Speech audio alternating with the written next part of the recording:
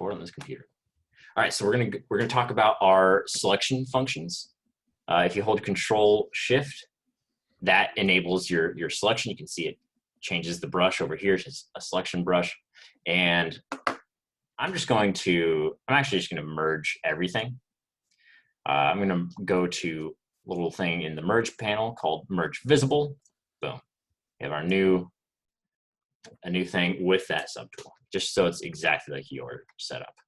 So I want this head to be separate, right?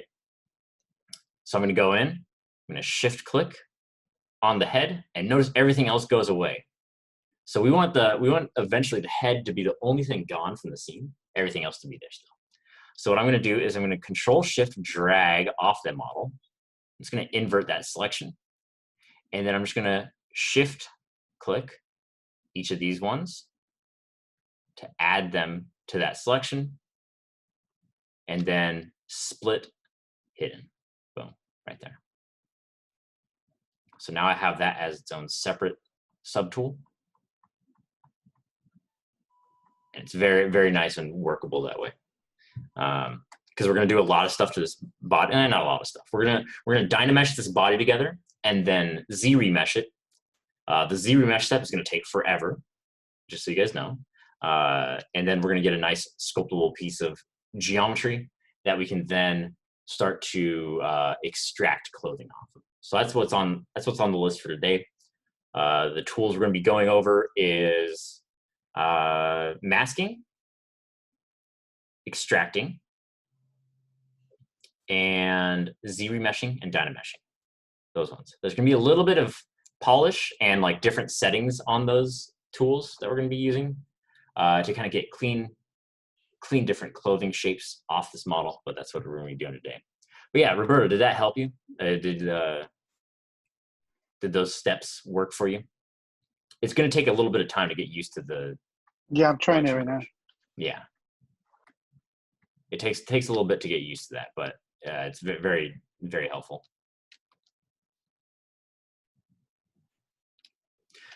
All right, so that's what's on the list for today. But for now, could everyone? I want to see what you guys are working on. Let's see those in progress sculpts.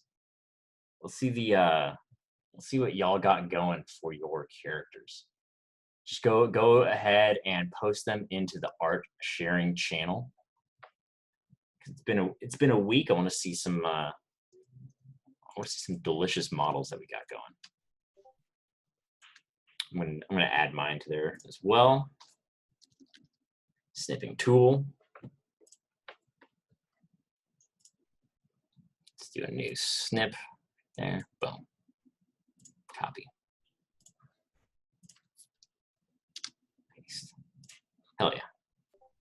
Oh, Sandy's got her character going. Hell yeah. Awesome. Awesome work. Ooh. No hands because I wanted to redo them. Yeah, the hands are pretty detailed. Oh frick. Ricardo is looking so sick. It's looking so dope.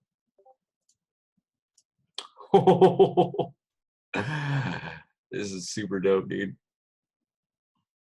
Careful with the elbows, because currently it looks like they're bent downward. You want those to be kind of straight across in their pose. I know. Okay. I bet they're probably kind of like this, but try to make them like straight in the elbow and not kind of like wavy there, because that's going to cause problems when we rig them. Because a lot of auto rigs want the elbow to be straight in line with the rest of the arm. Okay. I can separate that as well, right? Yeah, absolutely. Same method as the split that I showed earlier. Okay, I'll do that later. Crimson. Oh, hell yeah. I like it. I like it. Nice, nice, nice. Yeah, you guys got some good stuff going on here. Yes, adorable.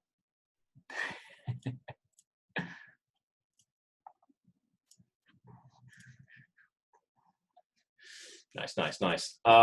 So I'm gonna go over clothes first, and then I'll probably loop back around to a little bit of head sculpting, just at the end. Because I want to show you guys how we kind of properly do it. Because no, in these like Sandy's, for instance, this isn't an actual eye in there. What we want to do is we want to put a sphere in there and kind of be able to use that to sculpt the rest of our space. Because when we're rigging them up in Maya, a sphere is going to rotate a lot easier in our rig, and we'll be able to look around a lot easier. I don't know if we're going to be able to do that in the class, given the scope of it, as far as like eyes movement and like blinking, but I want you guys to have the information available. Telepathics, hell yeah. Hell yeah. And telepathics, looks like these hands are dynameshed together. Is that true? I don't know who this is, by the way, but yeah, it looks like they are. It may. Oh wait, who? It may. So yeah, it looks like you're using Dynamesh, which is yeah, we use it. Yeah, either works. I'm just saying that it's good to see you guys exploring Dynamesh and getting used to it. Get this Catwoman. The silhouette kind of frame looks really good. Like it's got the proportions perfect. I would say that you're gonna want to go in with a like some either the trim dynamic or just your smooth brush to kind of get that box like shape out of there, because it looks like these arms are a little bit boxy, I'd say. Same with the legs. So if you have something like that, say my legs were, I'm just gonna duplicate this, hide the other one. If my legs were more box shaped, say if I go to Damien Standard, like that's kind of what's going on in yours. Just press shift and then let go of shift while you're already dragging on there to get that alternate smoothing, and you can kind of just smooth that down. You can also go into brush, and there's a nice one. There was that H polish that was in ZBrush Core Mini that we were messing around with. But in regular ZBrush, I like to use, where is it? Trim Dynamic, right here. And then look how Trim Dynamic works. So that's way too strong. Let's size this down. See how it kind of flushes that out. So you can establish that kind of flatter face there to start with, and then start smoothing from there. Either way is going to work. But yeah. So there's that. Let's look at more of these. I'm going to delete that one. Make sure my guy is visible.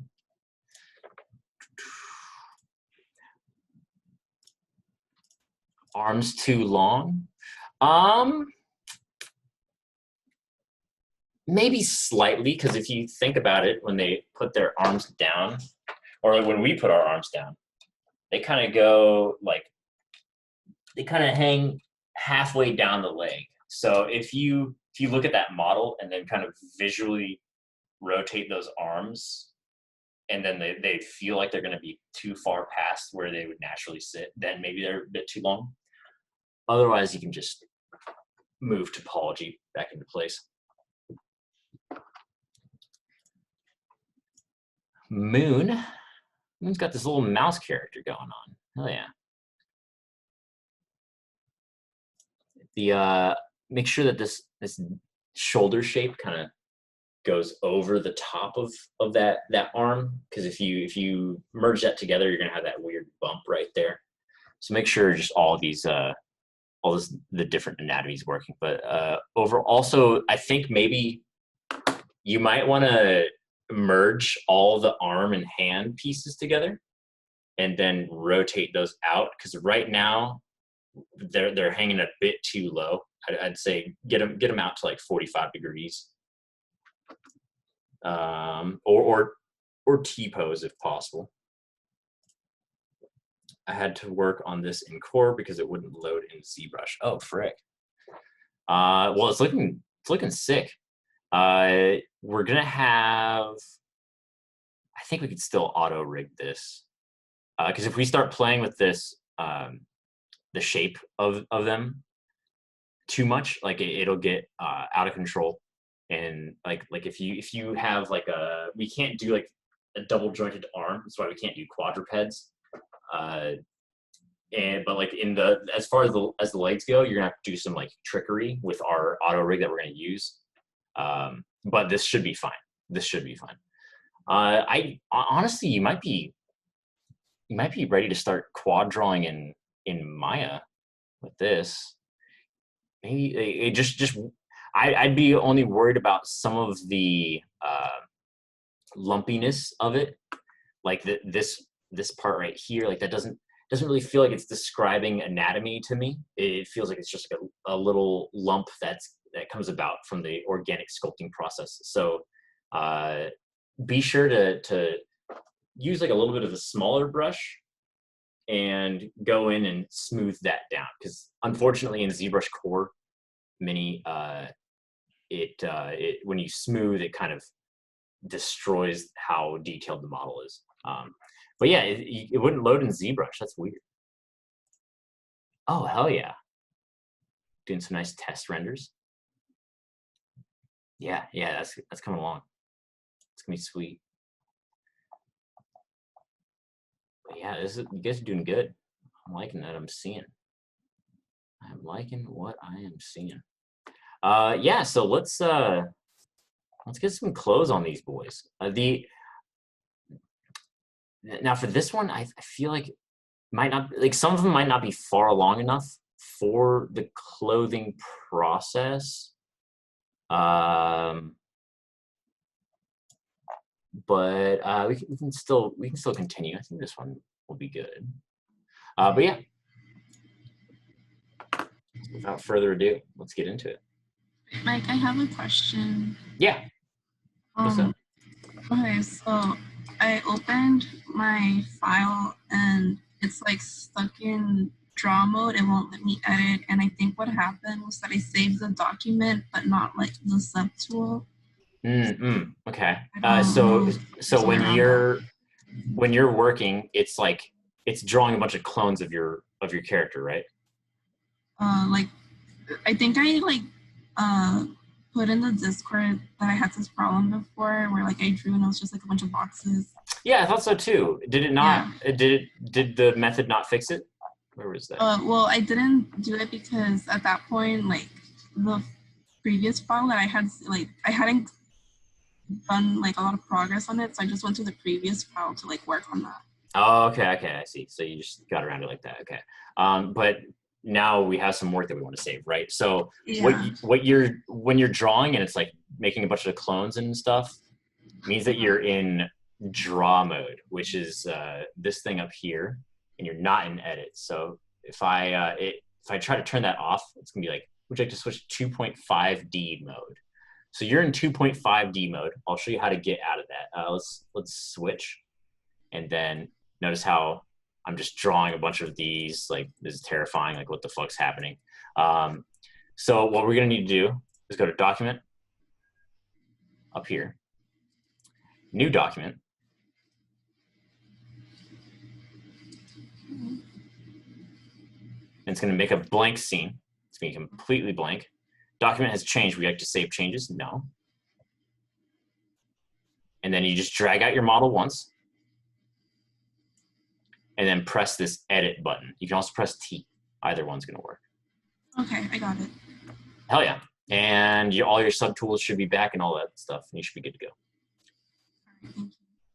Yep, no worries. That's like honestly the most, I actually hate that feature in ZBrush because like it trips up everyone. Literally everyone that uses the program is going to get tripped up by that at some point. And they'll be like, why is this happening? That's why I put it at the top of the like common tools in ZBrush document that I was sharing around, because it just happens so frequently. All right, so some clothing time.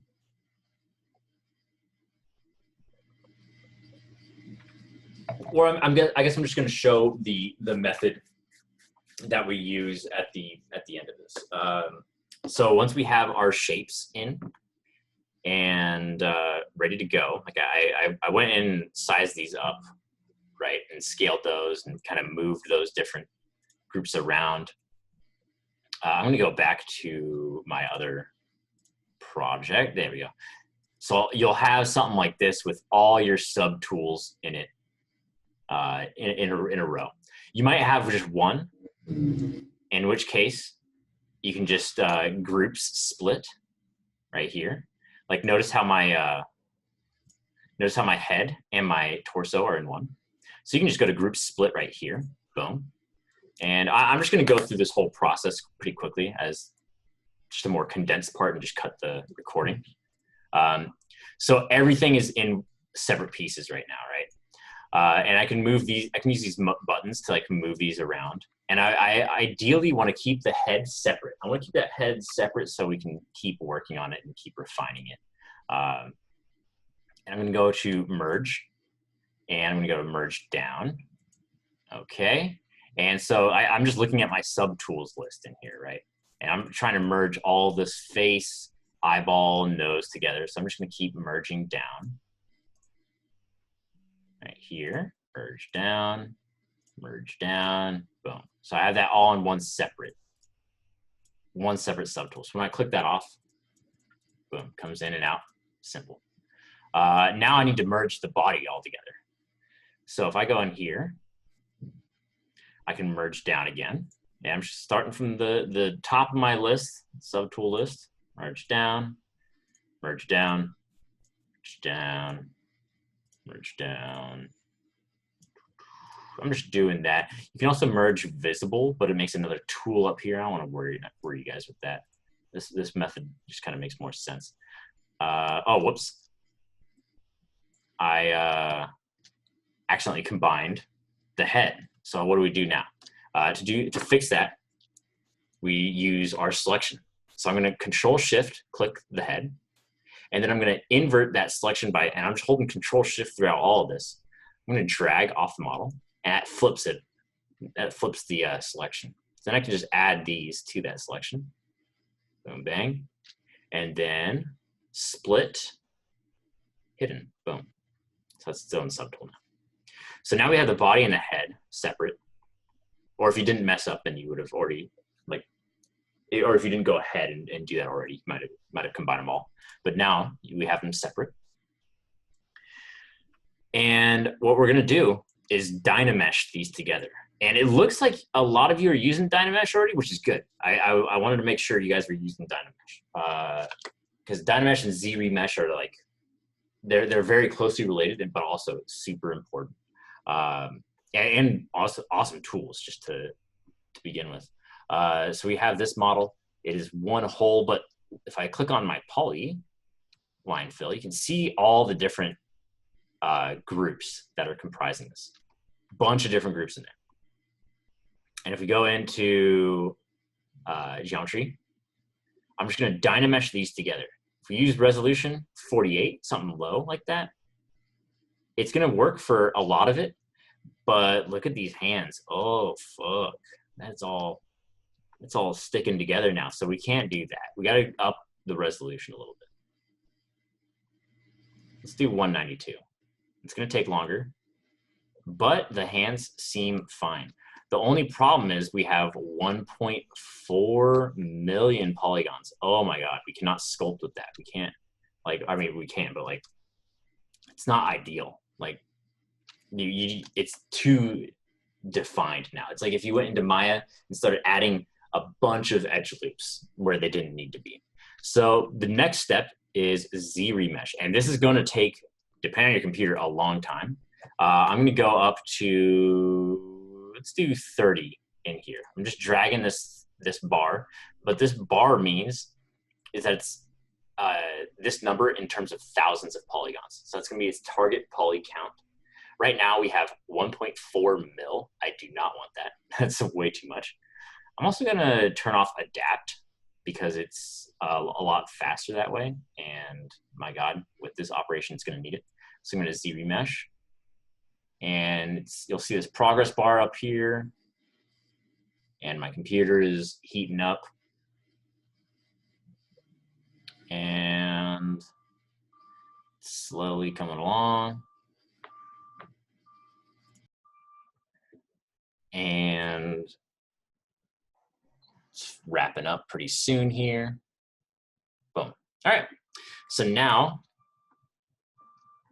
we have a model that's a little bit lower poly, right? Something that we can actually work with. If I turn on the line fill, like, oh my God, look at that.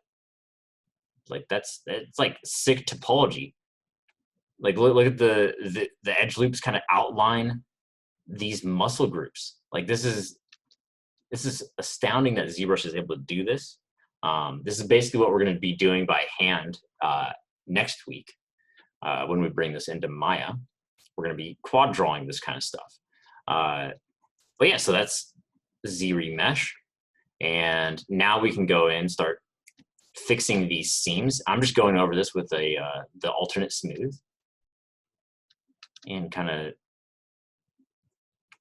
manually fixing some of these places. I want this to more have kind of some ab shapes. Let's see that. Let's get that rib cage popping a little bit more in there. And that's working out nicely. Let's smooth this down a little bit. There. And we're gonna go just across a lot of our model. You might want to keep some firmness in there, so don't be afraid to turn down the Z intensity on this smooth brush and make it a little bit smoother there. Like you can get more gradual results then, and you don't have to go turbo smooth, turbo fast. And here, like say you wanted to keep that like insertion point of the deltoid into the in between the arm muscle groups. And I'm just gonna keep going around here. That's why it's also, the more work you put in on the kind of drawing your primitive shapes in here, the faster this process is going to go. Because if they're already in a good spot, looking nice on that, and then it's going to be easy on this side of things after we Dynamesh and ZRemesh. So all we've done so far is merge, and then Dynamesh and ZRemesh, and then go over it with like a smoothing brush. I'm going to get a kneecap in here as well. Let's just get that sculpted in. And we don't have to bring this to like life fidelity in here. We just want the overall shapes to be clean and clear and read pretty well. Because like I said, this is your guys' first character models. We're going to be going over this geometry in Maya as well, and I don't want you guys ending up with like a billion polys, you know. So we're going to keep it low on the Maya side, and so we can't really have super high fidelity in there anyway. So, and I'd probably need to fix these feet so they're planted firmly on the ground by like using my move brush, but we're not going to worry about that right now. All right, so now you have this clean piece of geometry, right? You have like all your shapes in there. It's welded together as one. Hopefully you smoothed it out in places where you want it to be smooth, and it's ready. It's ready for the clothing process pretty much. Now I have some like trousers in here, and the tools we're going to be using to make this all the clothes is masking and extracting. So it's just those two in there. ZRemesh we might sprinkle in there as well, because I'm in love with ZRemesh. It is a beautiful tool. But yeah, so the premise behind extracting a like in your subtool palette, premise behind extract right here, it's at the very bottom of the subtool menu, is you start with a mask. So I'm going to mask this. Start with a mask, and then you extract it. Boom. and it'll give you a little preview of what that's going to look like when it's extracted. See how it's just kind of popping that geo out? And you can play around with this smooth modifier. And I, for one, don't like T thin border or double. I'm just going to extract like that. And notice how it's got that nice smooth appeal then. And to finally get that geo in the real, in like the real scene, because right now it's just a preview. You just do extract and then don't move your camera or anything and click accept. Boom. You got this new piece of geo in there. And it's its own subtool. And it comes with different polygroups, you know. And it's pretty nice. Pretty nice. I always like to, because we're going to extract some complicated shapes. I always like to go back in geometry, ZRemesh, and I like to keep groups on this ZRemesh. And I like to do half, just to make it more simple. So see how it just down-res that and made it nice and clean. That way you're working with something that's really low poly for ZBrush's definition of low poly. So you're working with something low poly and nice and sculptable on. So let's do that for the trousers. And I'm just going to go in and I'm going to delete that subtool. Make sure you're on the proper one. I want to delete these fake kind of chest plates that I made. Delete. And then there you go. And I'm going to click back on the body. And so we need to get that mask in for the trousers now. And if I go in, I'm going to have to undo this mask, because if I extract, it's going to extract the pants, but also this chest plate. So just Control, left click, drag off your model. And there you go. It's erased. And we can just mask, and I'm just Control, left click, dragging around the torso area. It goes up to about here in my reference. And then just as we were Control dragging across the mesh to draw on there, you can Control Alt drag. I'm gonna use a smaller brush for this. You can Control Alt drag and get a clean sort of loop around there. Because I don't want this to be too, I don't want this to be too jagged and stuff on there. And then I'm gonna go to my extract. Boom. Notice how, oh, I got some arms in there. Notice how it made this little piece of geo right there. I definitely don't want that. So I'm going to drag my camera to undo that.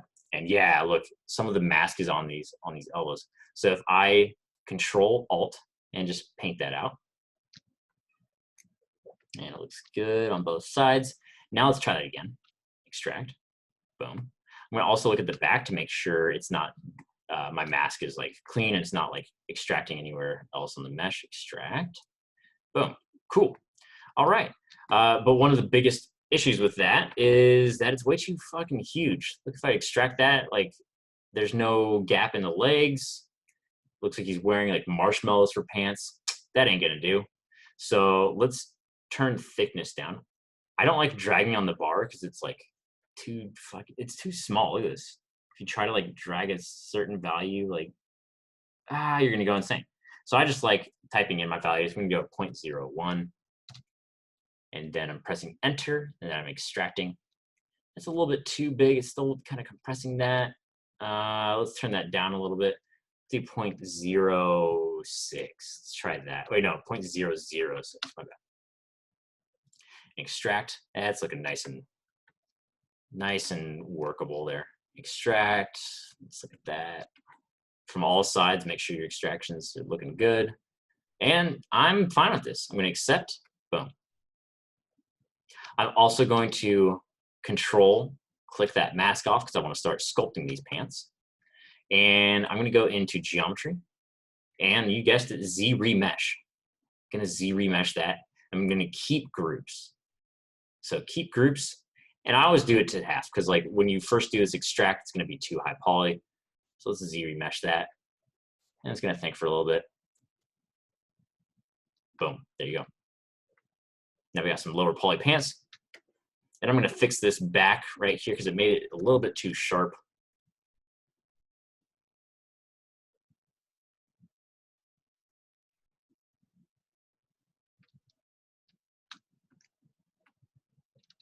But yeah, so that's clothing creation. Um, for that, for I don't know, just for this leg. However, I'm going to show you what happens when we try to do that same method on the hand, because the hand has a lot more detail in it. And you can see the same problems happening down there. It's that smooth kind of messed with the foot there, and it's actually popping through now. So if in order to prevent that, you could just go in and sculpt it out, honestly. Make sure you're on the right subtool on the pants,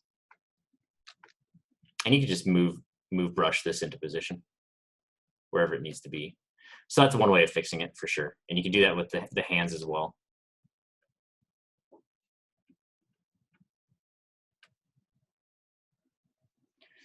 But yeah, to get around that though, and I'll show you what it looks like on the hands, because it's more destructive on the hands.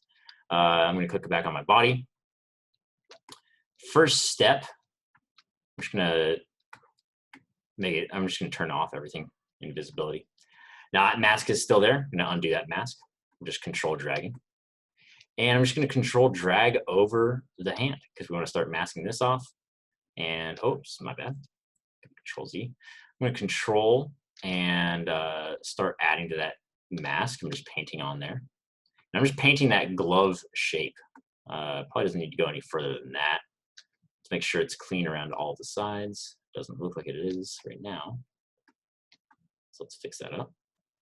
So this method is just always masking off where you're going to extract from, and then extracting.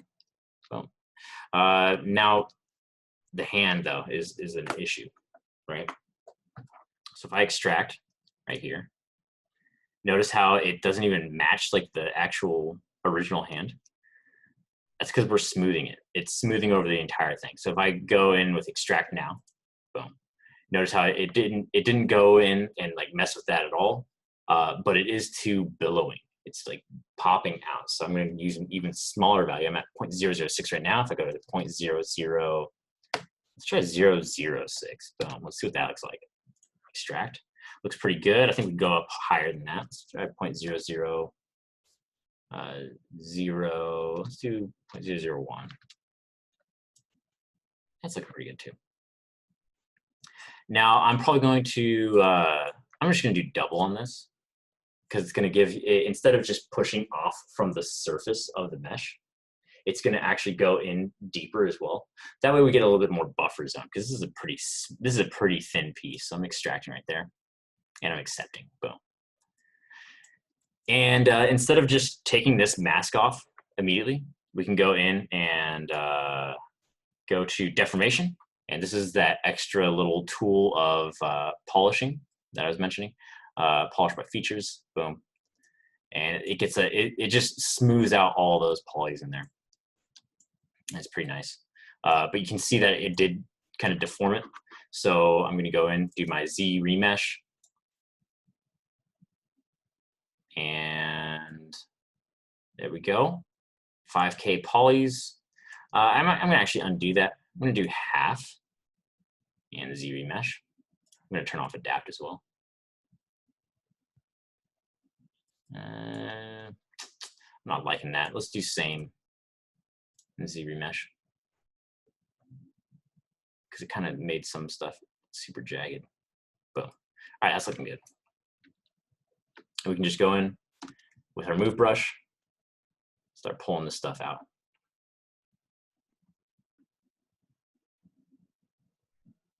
Hey, Mike, how do you scroll through your tools? I don't know exactly. Are you talking about like over here? Like when I'm doing this? Oh, okay, yeah. So if you mouse over, you can see your mouse turns to a little up and down arrow, and you can click and drag that. You can also do it on this side as well, or just like in here. It's just in the tool. As long as you're not clicking on like a button, you can just click and drag in here. Unfortunately, you can't scroll. I've never understood that. I don't know why they like decided scroll was the devil in this. It's weird. Yeah, sweet. yeah, like I don't know why they would just make it so hard to navigate. Like I said before, interface in ZBrush, not the best. Performance, amazing. But yeah, so now we got some gloves on there. And when we're quad drawing in Maya, we're probably just gonna make this one piece. So I'm just gonna have like a rim of verts around there, and then a rim of verts on the glove itself, and just kind of bridge that basically. That's gonna be our method. Boom. So that's close. That's close, guys. Oops. Sometimes ZBrush auto saves and then just makes your viewport not work anymore. So you can just rotate the camera and it's fixed. And it's fine. Does anyone have specific shapes that they're wondering about how you make in ZBrush? Because there's like situations that you go and you're like, how do I even do this? How do I even make this shape in the first place?